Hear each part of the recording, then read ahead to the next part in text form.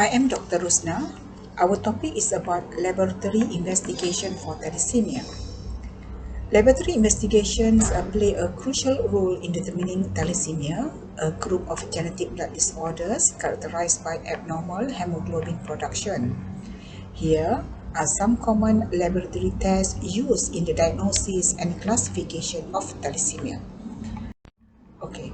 For the investigation, we usually divide into screening tests and confirmatory tests. For the screening test, it includes full blood count, full blood picture, hemoglobin analysis, and hemoglobin H inclusion test for alpha thalassemia. Whereas for confirmatory tests, it involves molecular study. Full blood count. Full blood count measures the number and analyze some characteristic of blood cells.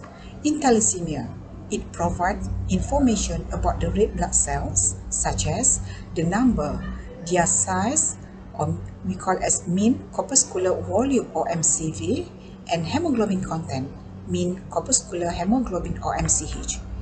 Thalassemia typically presents with a high RBC count with microcytic hyperchromic features, where the RBCs are smaller and paler than normal. For the thalassemia carrier, the hemoglobin is normal, and for the disease, hemoglobin level is low. This is the example, the count of the thalassemia trait and thalassemia intermediate to measure. For the thalassemia trait, we can see that the hemoglobin is normal, RBC count is high, and then it shows hypochromic microcytic features of RBC. Okay, whereas for thalassemia intermediate to measure, we can see that the hemoglobin is low. This is severe hypochromic microcytic anemia. This is the film for the thalassemia trait. We can see the RBC seems homogeneous with occasional target cell. We can see the target cell, okay, in this film. Okay, these typical features for thalassemia trait. Okay, this is the example blood film for thalassemia major. We can see there is pleomorphic RBC with the fragments, very severe hypochromic cells, and we can see that there is some erythroblast, or we call that nucleated RBC, indicating severe anemia and severe hemolysis. Okay, on the right side, we can see some golf ball appearance cells. Okay, this test we call as hemoglobin H inclusion test. Okay, what we can see here look like a golf ball. This is what we call as hemoglobin H inclusion.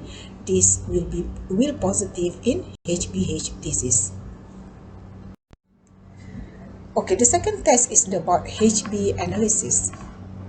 This test is essential for looking and quantify the different type of hemoglobin based on their electrical charge.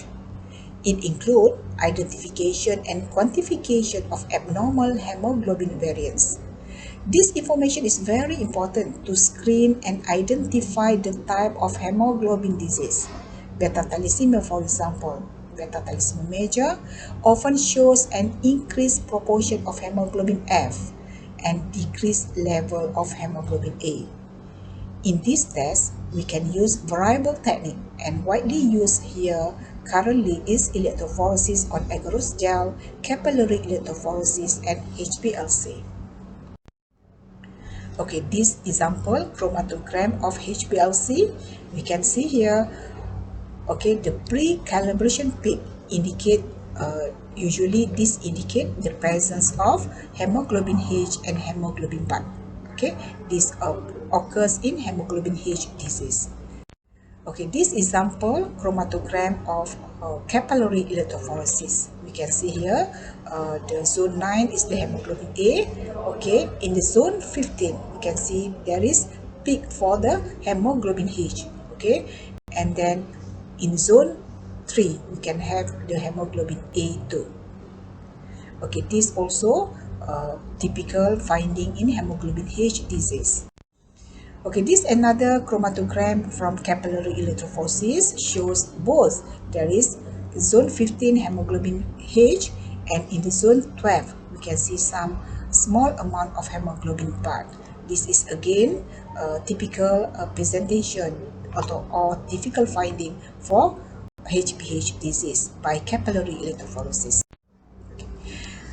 Due to the existence of several rare variants that co-migrate with the position of normal or common pathological variant, several methods must be used in combination. So in our center, we use two methods, that is capillary electrophoresis and HPLC.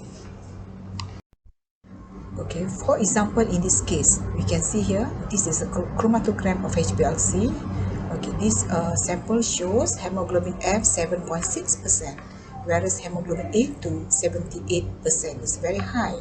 Okay, but when we repeat the test with another method, okay, by using the capillary, we repeat the test by using capillary. Okay, we can see that there is two separated band.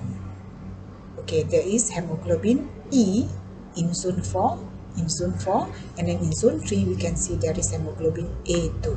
So we can see that this is the hemoglobin E.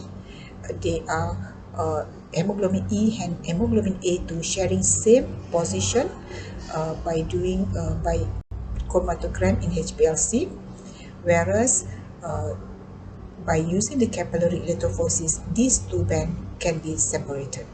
Okay.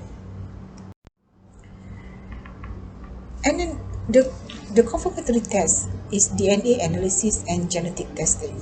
Okay, genetic testing plays a crucial role in confirming the diagnosis of thalassemia and determining the specific genetic mutations involved.